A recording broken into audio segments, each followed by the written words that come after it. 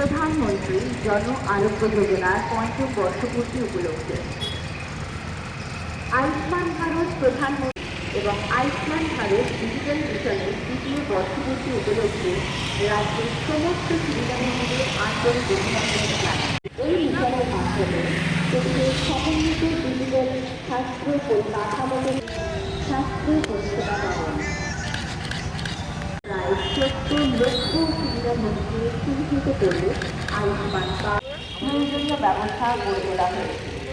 প্রকল্পের মাধ্যমে বিভিন্ন স্বাস্থ্যসেবা প্রদানকারীদের সাথে অথবা এই সূচনা হয়।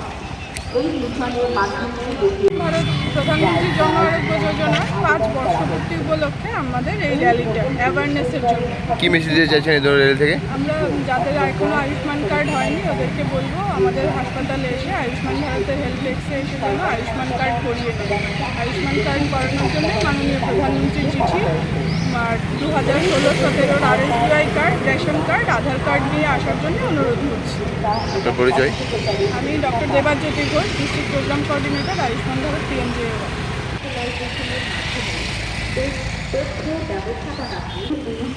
প্রকল্প গ্রহণ করা হয়েছে। আধুনিক ডিজিটাল ব্যবস্থায় উন্নীত করানোই আপনার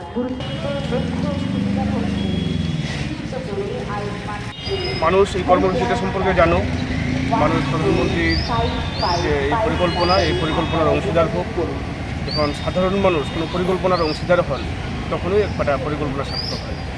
আমাদের আজকে রেলি যারা ডাক্তাররা যারা আছেন, প্রোগ্রাম কোঅর্ডিনেটর যারা আছেন, আমাদের গুণীরা যারা আছেন, তারা আমরা সবাই এই মেসেজে দিতে চাই তারা তারা যেন এই প্রকল্পের সুযোগ গ্রহণ করে।